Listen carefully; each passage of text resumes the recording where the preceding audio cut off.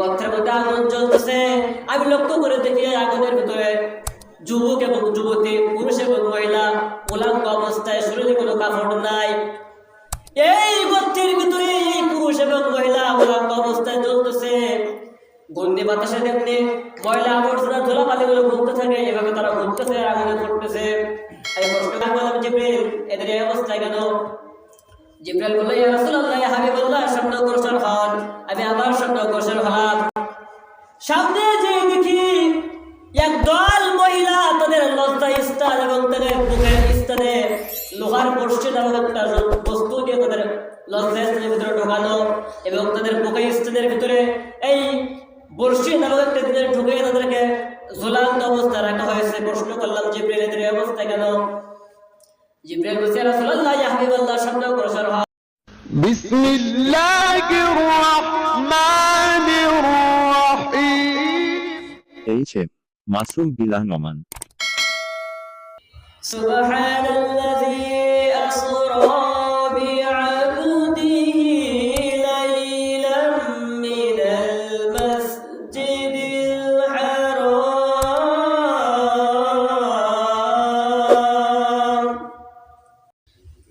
মিনাল মাসজিদিল হারাম ইলাল মাসজিদিল আকসা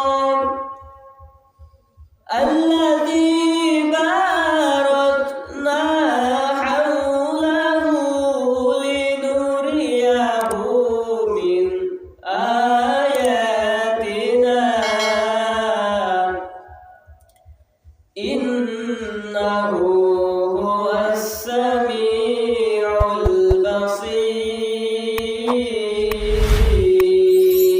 البصير। মেরাজ হয়েছিল আমরা সকলেই জানি। মেরাজ হয়েছিল কি জন্য অনেকেই জানি না। আল্লাহ রাসূল যখন তায়েফের ময়দানে কাফের তাগুত শক্তিরা রাসূল সাল্লাল্লাহু আলাইহি ওয়াসাল্লামকে বারবার রক্তাক্ত করল, রাসূলের শরীর থেকে রক্ত মোবারক ঝরতেছে। আবার কিছু কিছু মানুষ তারা রাসূলের থেকে মুখ ঘুরিয়ে দিয়েছে। রাসূল যখন কালিমা দাওয়াত দিয়েছে, ইয়া আইয়ুহান নাস কুলু লা ইলাহা ইল্লাল্লাহ তুফলিহুন, হে মানব জাতিরা, তোমরা সকলেই বলো আল্লাহ ছাড়া কোনো ইলাহা নাই, তুফলিহুন, তোমরা সফলকাম হয়ে যাবে, উত্তম হয়ে যাবে। কেউ কেউ মুখ ঘুরিয়ে নিয়েছেন। আল্লাহ রাসূল অনেক কষ্ট পাইছিলেন। হাদিসের ভিতরে আসছে অনেক কষ্ট পাইছিলেন। কাফেরদের একটা আঙ্গুর বাগানে গিয়ে আল্লাহ রাসূল দোয়া করতেছেন, রব্বুল আলামিন, আমার আপনি কোন জাতির উপরে পাঠিয়েছেন, যে জাতির কাছে আমি কোরআনুল কারীমের দাওয়াত দেই, কালিমার দাওয়াত দেই, রব্বুল আলামিন আপনার একত্ববাদের দাওয়াত দেই, তারা তো মানেই না, বরং আমার বিভিন্ন অশ্লীল ভাষায় গালিগালাজ করে, আমার শরীর থেকে রক্ত ঝরেছে। আল্লাহ রাব্বুল আলামিন রাসূলের এই কথার উত্তরে তিনি কোনো কথা বললেন না, কোনো আয়াত নাযিল করলেন না, সঙ্গে সঙ্গে ফেরেশতা পাঠিয়ে দিলেন। ও ফেরেশতা, তুমি দ্রুত চলে যাও আমার রাসূলের কাছে। জিবরিল আমিন এসে বলছে, ইয়া রাসূলুল্লাহ, ইয়া হাবিবাল্লাহ, আপনি শুধু একটা বার আল্লাহর কাছে দোয়া করুন, আল্লাহ আমার অর্ডার দিয়ে দিয়েছে, আপনি যেটা মুখে বলবেন সেটাই হয়ে যাবে। যদি আপনি চান এই দুইটা পাহাড় আমি এখন চাপা দিয়ে সমস্ত কাফেরদেরকে দুনিয়া থেকে বিদায় করে দেব। আল্লাহ রাসূল বলল, না, আমি এই দোয়া করবো না, কারণ আমি জানি এই জাতি পথভ্রষ্ট হয়ে গেছে, গুমরাহ হয়ে গেছে, সুতরাং তারা আমার কথা মানল না, আল্লাহর কালিমার দাওয়াত তারা মানল না। আমার দীর্ঘ বিশ্বাস তাদের ঔরস থেকে যে সন্তানগুলো পৃথিবীতে আসবে তারাই এই কালিমা মানবে। আল্লাহ রাসূল এই কথা যখন বললেন, আল্লাহ রাব্বুল আলামিন জিবরাইলকে বললেন, জিবরাইল, আমার বন্ধুর মনে অনেক কষ্ট, আমি এই কষ্টের জন্য আয়াত নাযিল করতে চাই না, আমি কোনো কথা বলতে চাই না, আমার হাবিবকে নিয়ে আসো আমার কাছে, আমার হাবিবের সঙ্গে আমি গোপন কিছু আলোচনা করতে চাই। বলেন সুবহানাল্লাহ। এখন হবে মেরাজ। আমি একেবারে সংক্ষিপ্তভাবে কথা বলবো, যেন আমি শারীরিকভাবে খুবই অসুস্থ, কথা বলতে কষ্ট হয়। একবারে সংক্ষিপ্তভাবে কথা বলবো। আল্লাহ রাসূল ঘুমিয়ে আছেন উম্মে হানির ঘরে। আল্লাহ রাসূল বলছে আমি হঠাৎ দেখলাম উম্মে হানির ঘরে যে ছাদ ছিল, ওই ছাদ দুই দিক থেকে ফাঁকা হয়ে গেছে। কিছুক্ষণ পর স্বইচ্ছায় আবার ছাদ লেগে গেছে। প্রশ্ন আসতে পারে জিবরিল বা যে ফেরেশতা আসছে, জিবরিলের সঙ্গে আরো একজন ছিল, মিকাইল হতে পারে, ইসরাফিল হতে পারে, মতভেদ আছে। তো যে ফেরেশতা আসছে তারা তো ইচ্ছা করলে দরজা দিয়ে আসতে পারতো, জানলা দিলেও আসতে পারতো, ছাদ দিয়ে আসলো কেন? বুখারী শরীফের 349 নম্বর হাদিস, মুসলিম শরীফের 300 নম্বর হাদিসের ভিতরে আল্লাহ রাসূল এই কথাগুলো সব বলে দিয়েছেন। আল্লাহ রাসূল বলেন সেই দিন উম্মে হানির ঘরের ছাদ ফাঁকা করে আসার কারণ হলো ফেরেশতারা আমার বোঝাইতে চায় আজকে রাত্রে একটা বড় আকারের মারাত্মক ধরনের একটা ঘটনা ঘটতে যাবে। শুধুমাত্র ছাদ ফাঁকা করে দেওয়ার কারণে, ছাদ ফাঁকা করার কারণে আমি রাসূল বুঝতে পারি যে ফেরেশতা আজকে ছাদ ফাঁকা করে যখন আমার ঘরের ভিতরে আসছে একটা মারাত্মক ধরনের কিছু হয়ে যেতে পারে, এই জন্য ছাদ ফাঁকা করে আসছে। আল্লাহ রাসূল বলছে আমার কাছে যখন আসলো আমার আবার ঘুমের তন্দ্রা চলে এলো। কিছুক্ষণ পর আমার ওঠানোর পর আমার নিয়ে কাবার হাতিমের সামনে নিয়ে গেল। পত্রান্তরে মা মন্ত্রা আছেন, গভীর মনোযোগ দিয়ে শুনবেন, অল্প সময় আলোচনা করবো ইনশাআল্লাহ। কাবার হাতিমের সামনে আমার নিয়ে গেল। কাবার হাতিমের সামনে নিয়ে আমার শোয়াই দিল তারা। জিবরিল আমিন সাথে অন্য কোন ফেরেশতা মিকাইল অথবা ইসরাফিল শোয়ানোর পর আমার বুক বরাবর ছুরি দিয়ে ফেড়ে ফেললো, অপারেশন করলো, ভিতর থেকে কলিজা বাইর করা হলো, জমজমের পানি দিয়ে ধৌত করা হলো। হিকমত এবং ইলম এই দুইটা দিয়ে আবার সেটাকে লাগাই দেওয়া হলো। এবার হঠাৎ বোরাক নামক একটা বস্তু প্রাণী চলে এলো সামনে, যে প্রাণী গাধার চেয়েও ছোট, খচ্চরের চেয়ে একটু বড়, সাদা রং গায়ে সামনে চলে এলো। বোরাক শব্দটা মূলত আসছে বারগুন শব্দ থেকে। বোরাক শব্দ মূলত বারগুন শব্দ থেকে আসছে।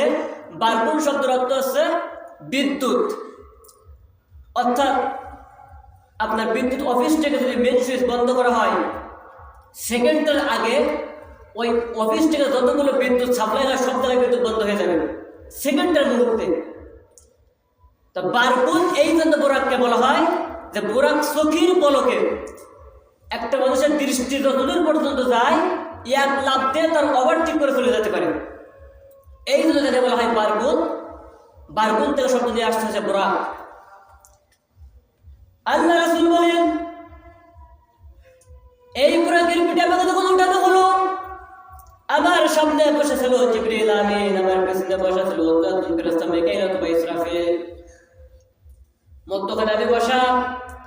সামনে অগ্রসর হতে হতে হঠাৎ একটা জায়গা দেখে গেল, সেই জায়গায় নামানোর পর আমার 2 রাকাত নামাজ পড়ার কথা বললেন। আল্লাহ রাসূল সেখানে 2 রাকাত নামাজ পড়ার পর জিবরিল বলে ভাই জিবরিল এই জায়গাটা কোথায়? আল্লাহ ফেরেশতা জিবরিল আমিন বলছে এই জায়গাটার নাম হলো ইয়াসরিফ। আপনি কিছুদিন পরে মক্কাবাসীর অত্যাচারের সহ্য করতে না পেরে এই জায়গায় হিজরত করবেন, তখন এই জায়গার নাম হবে মদিনাতুল মুনাওয়ারা। সুবহানাল্লাহ। এই জায়গাটার নাম হচ্ছে ইয়াসরিফ। এখানে 2 রাকাত নামাজ পড়লেন। আল্লাহ রাসূল বলেন 2 রাকাত নামাজ শেষ করে আমি বুরাকের পিঠে আবার আরোহণ করলাম। হঠাৎ সামনে যাইতে যাইতে দেখা গেল একটা রাস্তার পরে যখন আমি উঠলাম, বুরাকের পিঠে থাকা অবস্থায় রাস্তা দিয়ে আমি সামনে অগ্রসর হলাম। সামনে যেতে যেতে হঠাৎ দেখলাম একটা বৃদ্ধ পুরুষ মানুষ দাঁড়ানো আছে। আমাকে ডাক দেয় মুহাম্মদ এদিকে আসা শুনে দাও। জিবরিল বলে ইয়া রাসূলুল্লাহ ইয়া হাবিবাল্লাহ, সামনে অগ্রসর হন। রাসূল বললেন আমি কিছু দূরে যেতে না যেতে দেখলাম একটা বৃদ্ধ মহিলা হাতে একটা লাঠি নিয়ে হাঁটতে পারে না, চলতে পারে না, আস্তে আস্তে ডাইনে বামে হেলে হেলে হাঁটে। আমাকে দেখে বলে মুহাম্মদ এদিকে আসো, শুনে দাও, আমার কাছে আসো। জিবরিল আমিন বলছে ইয়া রাসূলুল্লাহ ইয়া হাবিবাল্লাহ, সামনে অগ্রসর হন। আমি আরো একটু সামনে অগ্রসর হলাম। আল্লাহ রাসূল বলেন ওই রাস্তায় হঠাৎ দেখতে পেলাম সুন্দরী একটা মেয়ে দাঁড়ানো আছে রাস্তার মধ্যে। আমাকে দেখে বলে মুহাম্মদ এদিকে আসো, আমার কাছে আসো। জিবরাইল বলে রাসূলুল্লাহ হাবিবাল্লাহ সামনে অগ্রসর হন। আমি কিন্তু একবার সংক্ষিপ্ত ভাবে কথা বলতেছি, মূল থিওরিগুলো বলতেছি শুধুমাত্র। আল্লাহ রাসূল বললেন জিবরিল আমি কি বললো সামনে অগ্রসর হন, আমি সামনে যেতেছিলাম। হঠাৎ একটা জায়গা দেখা গেল। জিবরিল আমি বলছি রাসূলুল্লাহ হাবিবাল্লাহ এইখানে লাবণ 2 রাকাত নামাজ আদায় করুন। জিবরিল বলে জায়গাটার নাম কি? বলে সামনে অগ্রসর হবো। আবার সামনে অগ্রসর হতে হতে অন্য একটা জায়গায় দেখছে রাসূলুল্লাহ হাবিবাল্লাহ জায়গাটা সুন্দরভাবে চিনে রাখুন। রাসূল বলে জায়গাটার নাম কি? পরে বলবো, সামনে অগ্রসর হন। রাসূল আরো সামনে অগ্রসর হলো। হঠাৎ কে জানি গায়ে আওয়াজ হলো, আসসালামু আলাইকা ইয়া রাসূলুল্লাহ। দ্বিতীয়বার আবার আসসালামু আলাইকা ইয়া রাসূলুল্লাহ। তৃতীয়বার আবার গায়ে আওয়াজ আসে, আসসালামু আলাইকা ইয়া রাসূলুল্লাহ। জিবরাইল বলে রাসূলুল্লাহ হাবিবাল্লাহ এবার উত্তর শুনেন। প্রথম আপনি একজন বৃদ্ধ যুবক, একটা বৃদ্ধ বড় মানুষকে দেখতে পেয়েছিলেন, তারা ডাক দিয়েছিল। ওটা সাধারণ কোনো মানুষ না, ওর নাম হলো ইবলিস, বললো শয়তান। আপনি যদি ওই ব্যক্তির ডাকে সাড়া দিয়ে তার কাছে যাইতেন, আপনার তামাম উম্মাত সবগুলো পথভ্রষ্ট হয়ে ইবলিসের সঙ্গে জাহান্নামে চলে যাবে। রাসূল বলল ওটা বুঝলাম। ওই যে একটা বৃদ্ধ মহিলা দেখলাম হাতে লাঠি দিয়ে এদিকে ওদিকে হিলে তুলে হাঁটে, ওই লোকটাকে ডাক। জিবরিল আমিন বলছে ইয়া রাসূলুল্লাহ ইয়া হাবিবাল্লাহ ওই বুড়ি হলো আপনার উম্মতের ভিতরে বদ আমল গুনাহগুলা। অন্য একটা হাদিসের ভিতরে আসছে, ওটা হচ্ছে কিয়ামতের দিনকে বোঝানো হয়েছে। তার মানে কিয়ামত এত নিকটে চলে আসছে, আপনি মৃত্যুবরণ করবেন আর এত দ্রুত কিয়ামত আপনাদের মাঝে অনুষ্ঠিত হয়ে যাবে। আল্লাহ রাসূল বললেন বুঝলাম। 3 নম্বর একটা সুন্দরী মেয়েকে দেখলাম, মেয়েটাকে আল্লাহ রাসূল বলল আপনি জিবরাইল বলে ইয়া রাসূলুল্লাহ ইয়া হাবিবাল্লাহ এই মেয়েটা হলো দুনিয়ার সাকসেক্ষ, দুনিয়ার সুন্দরী রমণী, যারা মানুষদেরকে অশ্লীল কাজে নিয়ে যাবে। আপনি যদি ওই মেয়ের কথা শুনতেন, মেয়ের কাছে যাইতেন, আপনার সমস্ত যুবক উম্মতেরা পুরুষ মানুষ যারা মেয়েদের প্রতি আসক্ত হয়ে যেত। আপনি জানলেই ভালো হয়েছে। ওটা তো বুঝলাম, 2 রাকাত নামাজ পড়লাম যে এখানে, ওই জায়গাটার নাম কি? জিবরিল আমিন বলছে ইয়া রাসূলুল্লাহ ইয়া হাবিবাল্লাহ ওই জায়গাটার নাম হলো তুর পাহাড়, যেখানে হযরত মুসা আলাইহিস সালাম সরাসরি আল্লাহর সঙ্গে কথোপকথন করতেন, এই সেই জায়গা। কিন্তু অন্য একটা জায়গায় আমাকে দেখানো হলো। জিবরিল বলছে রাসূলুল্লাহ ইয়া হাবিবাল্লাহ আপনার যে জায়গাটা আমি লক্ষ্য করে দেখাইছিলাম, ওই জায়গাটা অন্য কোনো জায়গা না। আপনার পূর্বে যিনি নবী ছিল হযরত ঈসা রাহুল্লাহ, উনাকে ওনার মা মরিয়মের গর্ভে বিনা বাপের পয়দা, যেখানে ওনার মায়ের গর্ভে একজন ফেরেশতা থুতু নিক্ষেপ করেছিল ওর মায়ের মুখে, যে থুতুর কারণে ঈসা আলাইহিস সালাম দুনিয়াতে আসছিল, এই সেই জায়গায় এইখানে দাঁড়িয়ে ফেরেশতা থুতু নিক্ষেপ করেছিলেন। বলুন সুবহানাল্লাহ। রাসূল বললেন জিবরাইল 3 বার গায়েবে আওয়াজ হলো, আমার সালাম দিছে। সালাম দিল কে? জিবরাইল বলেছে প্রথমবার আপনারা সালাম দিয়েছেন আমাদের জাতির পিতা ইব্রাহিম খলিলুল্লাহ। বলুন সুবহানাল্লাহ। দ্বিতীয়বার আপনাকে সালাম দিয়েছেন হযরত মুসা আলাইহিস সালাম, আর তৃতীয়বার আপনারা সালাম দিয়েছেন হযরত ঈসা আলাইহিস সালাম।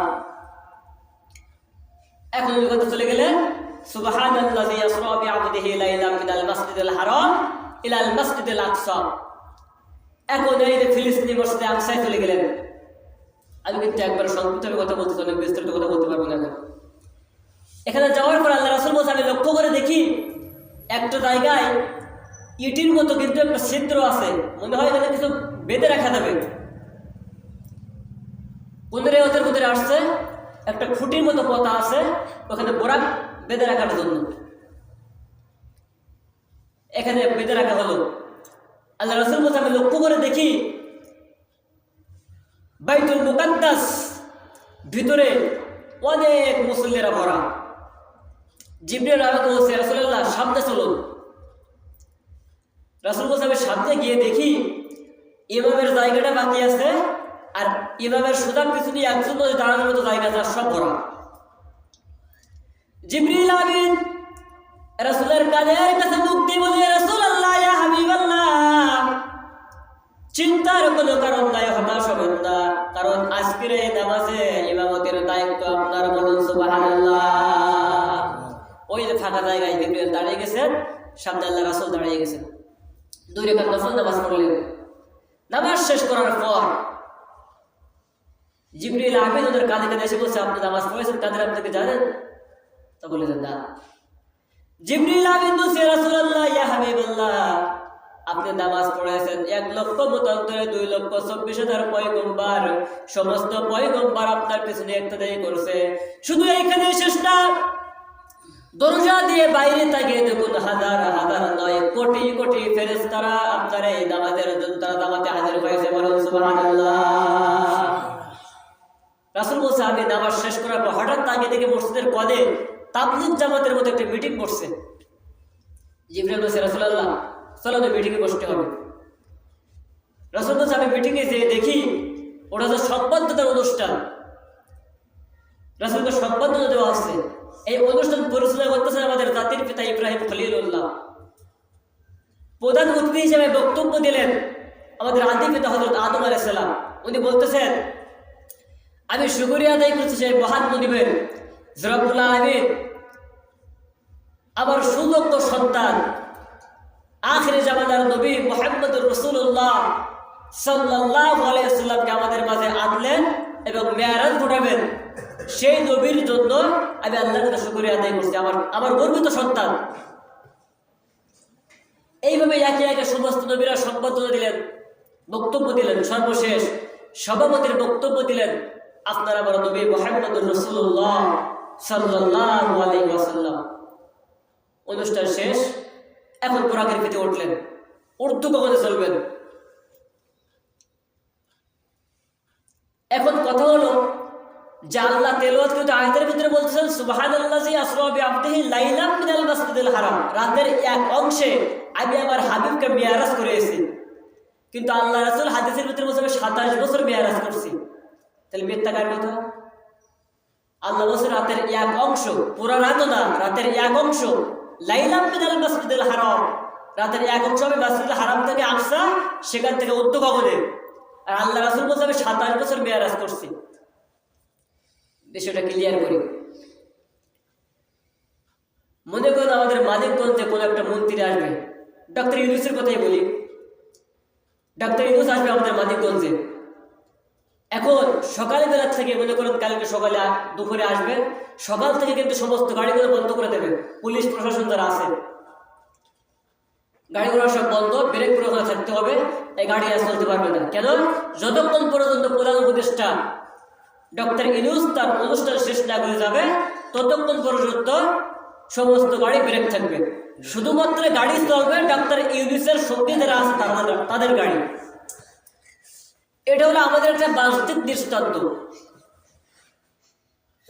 আল্লাহ রাসূল বলেন, মেরাজে যাবার সময় আমি ওযু করছিলাম, আমি মেরাজ শেষ করে আসার পরে দেখলাম আমার ওযুর পানিগুলো এখনো পর্যন্ত গড়াইতে গড়াইতে যায়। ঘরের যে শিকল ছিল শিকল লটকে ছিল, আমি আসার পরে থেকে তখন পর্যন্ত শিকল লটকে ছিল।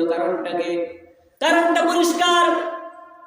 আল্লাহ রাব্বুল আলামিন যখন রাসূলকে মেরাজের জন্য সুসুদা শুরু করলেন, আল্লাহ রাব্বুল আলামিন বলেন, ঘড়ির টাইম এখন 11টা বেজে 23 মিনিট 53 সেকেন্ড, এইখানে স্টপ হয়ে যা। এই স্টাফ তুই যে এখানে আছিস ওইখানে স্টপ হয়ে যা। এই পৃথিবীর যা কিছু আছে 18,000 মাখলুকাত সব কিছু স্টপ হয়ে যাবে পরবর্তী নির্দেশ না দেওয়া পর্যন্ত। যে যে স্টেজে আছে ওই স্টেজে সকলে বন্ধ হয়ে থাকবে, বলুন আল্লাহু আকবার। এখন সব স্টপ হয়ে গেছে, পুরা পৃথিবী এরকম স্টপ ছিল 4 বার। এই মেরাজে যাওয়ার সময় একবার পুরা পৃথিবী স্টপ ছিল, আরেকবার স্টপ ছিল বিলাল যখন মুয়াজ্জিন ছিল, উনি তুতলা ছিল। আমি একবার সংক্ষিপ্ত ভাবে বলতেছি, তুতলা ছিল, সহিভাবে আযান দিতে পারতো না। তো সাহাবারা বলছে, রাসূলুল্লাহ এই আযান হয় না, ভুল হয়ে যায়। তা আলীরে বলল, আলী আজকে তুমি ফজরের সময় আযান দেবা। তো ফজরের সময় আযান দিয়েছে, সকাল আর হয় না। রব্বুল আলামিন বলল, বিলাল যখন আযান না দেবে ততক্ষণ পর্যন্ত সকাল আর হবে না। আল্লাহ পুরা দুনিয়াকে স্টপ করে দিলেন। 3 নম্বরে এই যে বাইতুল মুকাদ্দাস, যেখানে মেরাজের সময় আল্লাহ রাসূল নামাজ পড়ছিলেন 2 রাকাত, এইখানে কাফেরদের সঙ্গে যুদ্ধ হয়েছিল, এই যুদ্ধের মুসলিমদের প্রধান সেনাপতি ছিল ইউশা বিন নূর নামে একজন বাদশা। উনি যুদ্ধ শুরু করছেন। আল্লাহ রাব্বুল আলামিন শুরু থেকে বলল, শুরু স্টাফ হয়ে যা, যতক্ষণ পর্যন্ত আমার ইউশা বিন নূর যুদ্ধ করে পরাজয় না হবে, বিজয় না হবে, ততক্ষণ পর্যন্ত সূর্য তুই অস্ত দিতে পারবে না। সূর্য অস্ত গেল না, স্টাফ হয়ে গেল। ইউশা বিন নূর যুদ্ধ পরিচালনা করলেন, যুদ্ধ জয় হলেন, এরপরে সূর্য অস্ত যায়, বাকি বিরক্ত হয়ে যায়। আর একটা সময় আল্লাহ রাসূল এবং আবু বকর সিদ্দিক দুইজন যুদ্ধের ময়দান থেকে একটু আরাম আসার জন্য একটা পাহাড়ের উপরে তারা আরাম ফরমাইতেছে। আবু বকরের উরুর পরে মাথা রেখে আল্লাহ রাসূল ঘুমাই গেছেন। হঠাৎ মাগরিবের ওয়াক্ত হয়ে যায়, আসরের নামাজ পড়া হয়ে যায়, ঘুমাই আসতে গিয়ে আল্লাহ রাসূলকে ডাক দিলেন আবু বকর। তো হঠাৎ মাগরিবের ওয়াক্ত হব অবস্থা, রাসূলের ঘুম ভেঙে গেল। কিভাবে আবু বকর আমার ডাক দিলেন? আসরের নামাজের ওয়াক্ত তো শেষ হয়ে যাচ্ছে। আল্লাহ রাসূল, আপনি কষ্ট করে যুদ্ধ করছেন, ঘুমিয়ে গেছেন, ডাকলে বেয়াদব হবে কিনা সেটা ডাকে দেয়। আল্লাহ রাসূল সূর্যের দিকে আঙ্গুল দিয়ে বলে, সূর্য যেখানে আছে সেখানে স্টপ হয়ে না, যতক্ষণ পর্যন্ত আমি আসরের সালাত আদায় না করবো ততক্ষণ পর্যন্ত অস্ত যেতে পারবে না। এই চারবার পুরা পৃথিবীর রব্বুল আলামিন স্টপ রাখছিল তার হাবিবের জন্য। বলো সুবহানাল্লাহ। কথা সেটা না, কথা হলো এখন আল্লাহ রাসূল কুরআনের দিকে উঠলেন, উদ্যোগে যাবেন। আল্লাহ রাসূল মেরাজে গিয়েছিলেন 5টা বস্তুর উপরে নির্ভর করে।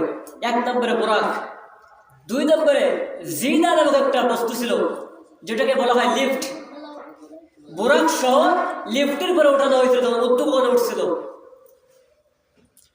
তারপরে ছিল কয়েকটা ফেরেশতা ডানার উপরে ভর করে উঠছিল। 4 নম্বরে ছিল জিবরিল, স্পেশালি ভাবে ডানায় ভর করছিল। আর 5 নম্বরে রফরফ নামক একটা বস্তু।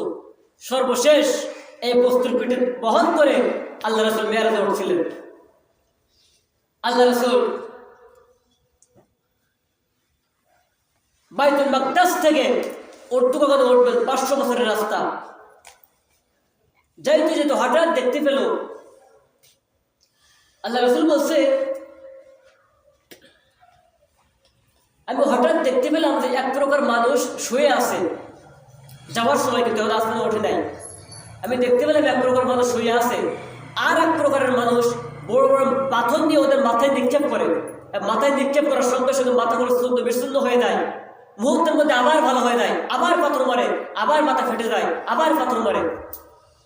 রাসূল বলে, প্রশ্ন করলাম, ভাই জিবরাইল এই অবস্থা কেন? জিবরাইল বলে, ইয়া রাসূলুল্লাহ, ইয়া হাবিবাল্লাহ, শব্দ অগ্রসর হন। আমি শব্দ অগ্রসর হলাম, আবার দেখতে পেলাম এক প্রকার মানুষের গালের ভিতরে কোরআন দিয়ে মুখটাকে কাটা হচ্ছে। ডান পাশের মুখ যখন কাটা হয়, কাটা শেষ করে বাম পাশের মুখ যখন কাটতে আসে, ডান পাশের মুখ আবার ভালো হয়ে যায়। বাম পাশের মুখ যখন কাটতে আসে, আবার ডান পাশের মুখ ভালো হয়ে যায়। কাটতেছে আবার ভালো হয়ে যায়। রাসূল বলল, ভাই জিবরিল এই অবস্থা কেন? জিবরিল বলছে, ইয়া রাসূলুল্লাহ, ইয়া হাবিবাল্লাহ, শব্দ অগ্রসর হন। আমি আবার শব্দ অগ্রসর হলাম, আবার দেখতে পেলাম একটা গর্তের ভিতরে আগুন জ্বলতেছে, বিশাল বড় একটা গর্ত। এই গর্তের মধ্যে আগুন জ্বলতেছে। আমি লক্ষ্য করে দেখি আগুনের ভিতরে যুবক এবং যুবতী, পুরুষ এবং মহিলা, উলঙ্গ অবস্থায়, শরীরে কোনো কাপড় নাই। এই গর্তের ভিতরে এই পুরুষ এবং মহিলা উলঙ্গ অবস্থায় জ্বলতেছে। গন্ধি বাতাসে দেখতে ময়লা আবর্জনা ধুলাবালিগুলো ঘুরতে থাকে, এভাবে তারা ঘুরতেছে আর আগুনে পড়তেছে। আমি প্রশ্ন করলাম, ইয়া রাসূলুল্লাহ, ইয়া হাবিবাল্লাহ, আমি বললাম, জিবরিল এদের এই অবস্থা কেন? জিবরাইল বলল, ইয়া রাসূলুল্লাহ, ইয়া হাবিবাল্লাহ, শব্দ অগ্রসর হন। আমি আবার শব্দ অগ্রসর হলাম।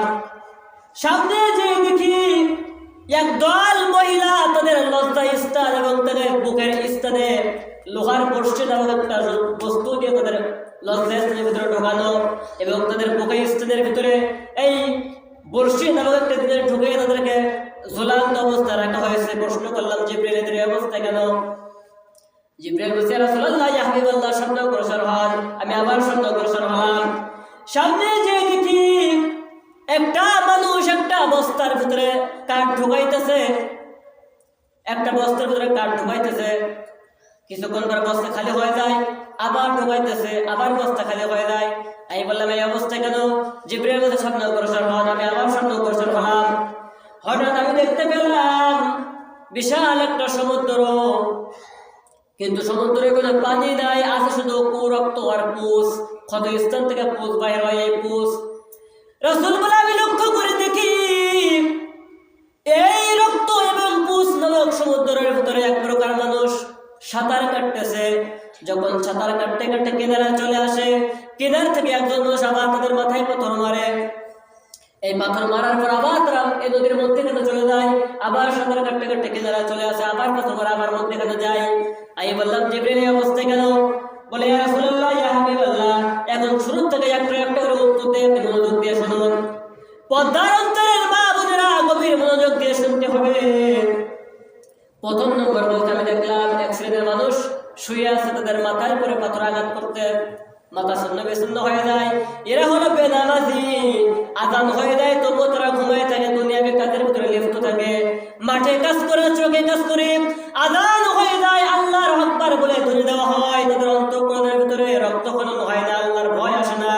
এই মানুষগুলো কি এইভাবে আঘাত করে করে মাথার শূন্য বেশূন্য করা হবে? রাসূল বললেন জিবরিল কতদিন পর্যন্ত করা হবে? বলো মান মাতা ইয়াউমাল কিয়ামাহ, কিয়ামত পর্যন্ত এদের এই শাস্তি দেওয়া হবে। বলেন নাউযুবিল্লাহ। আল্লাহ রাসূল বললেন জিবরিল আমি 2 নম্বর দেখতে পেলাম এক প্রকার মানুষ, তাদের মুখে লোহার কোরাত দিয়ে কাটা হচ্ছে। ডান পাশে কাটলে বাম পাশ ঠিক হয়ে যায়, বাম পাশে কাটলে ডান পাশ ঠিক হয়ে যায়। কারণটা কি? জিবরিল বলে ইয়া রাসূলুল্লাহ, ইয়া হাবিবাল্লাহ, এই মানুষগুলো সেই মানুষ যারা সমাজে মিথ্যা কথা প্রচার করে। কোনো কিছু হয়নি, আন্দাজ নিজের ইচ্ছা মতো কিছু কিছু কথা বলে এটা প্রচার করে, জাতির সামনে জনগণের সামনে প্রচার করে।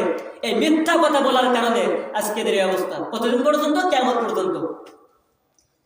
আল্লাহ রাসূল বলেন আমি 3 নম্বর দেখলাম একটা গর্তের ভিতরে পুরুষ এবং মহিলা উলঙ্গ অবস্থায় আগুনে জ্বলতেছে। কারণটা কি?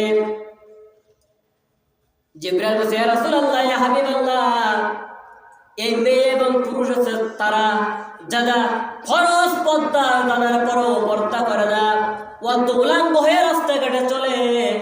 আর পুরুষ এবং মহিলা অবৈধভাবে পরকীয়া প্রেম করতো। এই কারণে আজকে তাদেরকে জাহান্নামের একটা টুকরা আগুন নেই গর্তের ভিতরে। এই পুরুষ এবং মহিলাকে উলঙ্গ অবস্থায়, ল্যাংটা অবস্থায় আগুন দিয়ে পোড়ানো হচ্ছে। বলেন নাউযুবিল্লাহ। রাসূল বলল জিবরাইল আমি লক্ষ্য করে দেখলাম এক প্রকার মহিলা, তারা আগুনের ভিতরে জ্বলতেছে। তাদের বুকের স্থানে এবং লজ্জা স্থানে এই যে আপনার বর্ষি নামক একটা বস্তু দিয়ে ওদেরকে জ্বলানো। কারণটা কি? জিবরিল বলে ইয়া রাসূলুল্লাহ, ইয়া হাবিবাল্লাহ, এই মহিলাগুলো তারা তাদের রূপ সৌন্দর্য ছিল, চেহারা ছবি ছিল, সুন্দর ছিল। এই কারণে তারা অনেক যুবকদেরকে স্বইচ্ছায় যুবকদেরকে আকর্ষণ করে যুবকদেরকে ডেকে নিয়ে জিনা করতো, ব্যভিচার করতো। এই জিনা ব্যভিচার করার কারণে যে স্থান দিয়ে তারা জিনার ব্যভিচার করতো, আজকে সেই স্থানের উপরে নির্ভর করে তাদেরকে জ্বলন্ত অবস্থা রাখা হয়েছে। বলেন নাউযুবিল্লাহ। আল্লাহ রাসূল বলছে ভাই জিবরাইল আমি দেখলাম এক প্রকার মানুষ বস্তার ভিতরে কি যেন ঢোকায়, কাঠের টুকরা ঢোকায়, আবার বের হয়ে যায়, আবার ঢোকায়, আবার বের হয়ে যায়। কারণটাকে বলে এই হলো তারা যারা দুনিয়ার বুকে সুদ খায়। সুদ খাইতে খাইতে এই যেমনি বস্তার ভিতরে ঢোকায়, ঢোকানো শেষ হওয়ার আগে আবার ফুরায় যায়। এই মানুষগুলো যারা সুদ খায়, ওরা পেটের ভিতরে যা কিছু ঢোকাক না কেন সব কিছু শেষ হয়ে যায় মুহূর্তের মধ্যে। যা কিছু খায় সব কিছু মুহূর্তের মধ্যে শেষ হয়ে যায়। এরা আজকে যে কাঠের টুকরা গুলো এই যে দেখছো বস্তার ভিতরে বলতেছে, কাল কিয়ামতের ময়দানে সুদখোরদেরকে এমনি ভাবে জাহান্নামের আগুন তাদের হাতে দেওয়া হবে, তারা এই আগুন খাবে। বলেন নাউযুবিল্লাহ। রাসূল বলল জিবরাইল সব কথা বুঝলাম, আমি লক্ষ্য করে দেখলাম এক শ্রেণীর মানুষ তাদের গায়ে লোহার চিরুন দিয়ে গোস্তগুলো আশ্রয় আশ্রয় নিয়ে আসা হচ্ছে। কারণটা কি? জিবরাইল বলে ইয়া রাসূলুল্লাহ, ইয়া হাবিবাল্লাহ, এই মানুষগুলো হারাম ভক্ষণ করেছে। লা ইয়াদখুলুনাল জান্নাতা জাসাদুন গুযিয়া বিল হারাম, হারাম ভক্ষণকারী শরীর কখনো বেহেশতে প্রবেশ করবে না।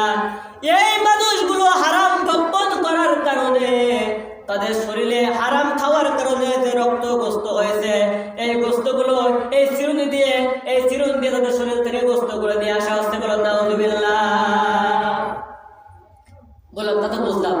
এখন যে রক্ত, এই যে সমুদ্র, এই সমুদ্রের ভিতরে শেষ করে দেবো, এই যে রক্তর সমুদ্র, এই সমুদ্রের ভিতরে যে এক প্রকার মানুষ সাঁতার দেয়, কেদারায় আসে আবার চলে যায়, এরা কারা? জিবরিল বলে, ইয়া রাসূলুল্লাহ, ইয়া হাবিবাল্লাহ, এই মানুষগুলো তারা যারা দুনিয়ার বুকে সুদ খায়, সুদখোর, এই মানুষগুলো আছে তারা সুদ খাওয়ার কারণে কাল কিয়ামতের কঠিন ময়দানে এই মানুষগুলো এই কুরক্ত আর পোষ নামক এই নদীতে তারা সাঁতার কাটতে থাকবে, কখনো তারা কিনারায় আসতে পারবে না, এভাবে সাঁতার কাটতে থাকবে কিয়ামত পর্যন্ত।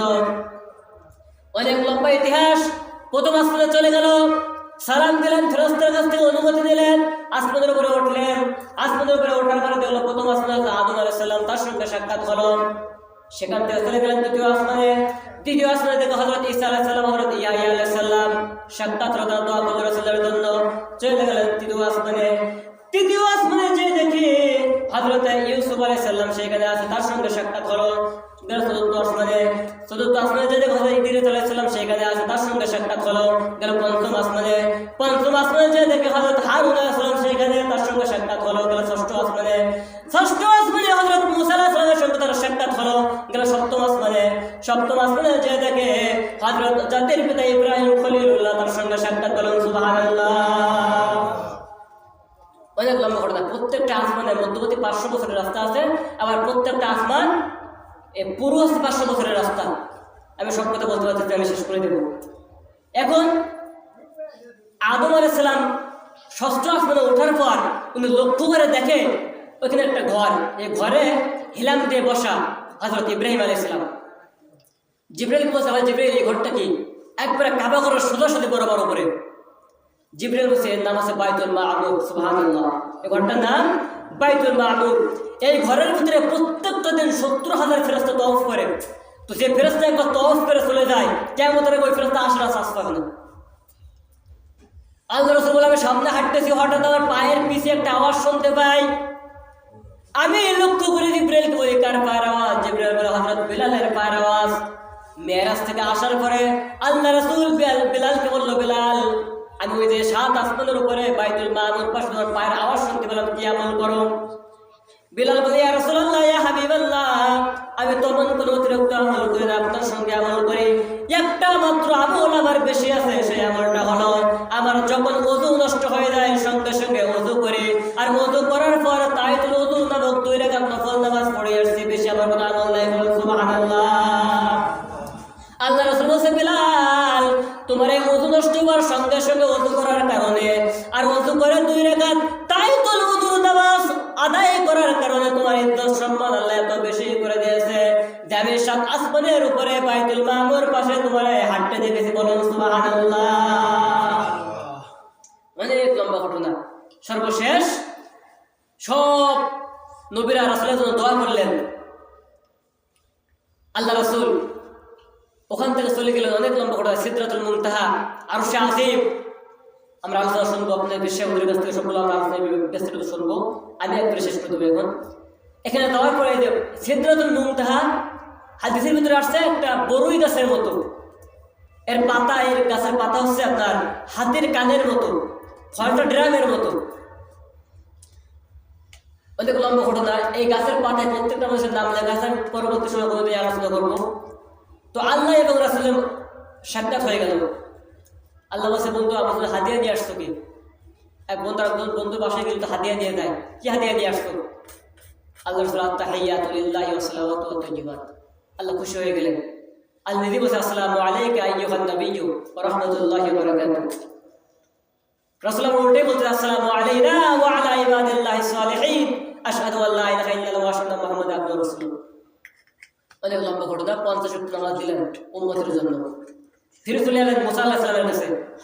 মুসা বলছে, কি ব্যাপার, কি দিছে আল্লাহ তোমার হাদিয়া? বলছে, 50 ওয়াক্ত নামাজ হবে না, আবার চলে যাও, কারণ আমার উম্মতরা এই জন্য জাহান্নামে যাবে বেশি। আবার চলে গেলেন। আল্লাহ বলছে, কি ব্যাপার? বলছে, মুসা আমার পেটে ফেলছে। আল্লাহ বলছে, এমন একজন মানুষ তোমার পেটেছে, তা ঘুমালে হবে না, 5 ওয়াক্ত ঘুমাই দিলে 45 ওয়াক্ত। মুসা আলাইহিস সালামের কাছে আসলো। মুসা আলাইহিস সালাম বলে, হবে না, আবার চলে যাও। যাওয়া আসা করতে করতে 45 ওয়াক্ত নামাজ পাপ, আসের 5 ওয়াক্ত। মুসা আলাইহিস সালাম বলছে, হবে না, আবার যাও। আল্লাহ রাসূল বলছে, এবার আমাদের শরম লাগতেছে, 50 ওয়াক্ত দেয়, 5 ওয়াক্ত আছে, আবার যদি যাই শরম লাগে না? রব্বুল আলামিন বলল, আমার হাবিব, আপনার কোন উম্মত যদি এই 5 ওয়াক্ত নামাজ ইয়াকিন ইখলাসের সঙ্গে আদায় করে, আমি রব্বুল আলামিন ঘোষণা করলাম 50 ওয়াক্ত নামাজ আদায় করার সওয়াব ওই ব্যক্তির আমলনামায় দিয়ে দেব। সুবহানাল্লাহ। আল্লাহ রাসূল মেরাজ শেষ করে আসলেন, আমি শেষ করে দিলাম। শেষ করে আসলেন, কাবার হাতিমের পাশে বসা। আবু জেহেল এসে বলছে, মোহাম্মদ, নতুন কোনো খবর আছে নাকি? আল্লাহ রাসূল বললেন, হ্যাঁ আছে, আমি গত রাত্রে মেরাজ করে আসছি। তাই মোহাম্মদের মাথার সমস্যা হয়ে গেছে, মেন্টালের সমস্যা হয়ে গেছে। রাত্রি বলে মেরাজ করে আসছে, মসজিদে হারাম থেকে আকসা, সেখান থেকে 7 আসমানের উপরে বাইতুল মামুর, তারপর সিদরাতুল মুনতাহা, আরশে আজিম, যে চেয়ারে বসে পড়ছেন এবং চেয়ারে বসে আল্লাহ বিচার ফয়সালা করবেন কিয়ামতের দিন, আমি সব কিছু দিকে আসছি। মোহাম্মদ পাগল হয়ে গেছে। মোহাম্মদ, এই কথাটা তুমি সব জাতির সামনে বলতে পারবা? তাই বলতে পারবো। সব জাতিকে ডাক দিলেন, এই কুরাইশ বংশের লোকেরা সবাই চলে আসলো। সবাই চলে আসলো। রাসূল সবার সামনে বললেন, আবু বকর ছিলেন সেখানে। আবু বকর বলছে, রাসূলুল্লাহ, আপনি যদি এই কথা বলে থাকেন, আমি আপনার এই কথা বিশ্বাস করলাম। আল্লাহ রাসূল বলছে, আবু বকর, আজকে থেকে তোমার নাম আবু বকর না, আবু বকরের লাস্টে তোমার নামে লকব দিয়ে দিলাম সিদ্দিক। তুমি সত্যবাদী বলে। সুবহানাল্লাহ। অনেক লম্বা ঘটনা আমরা শুনবো।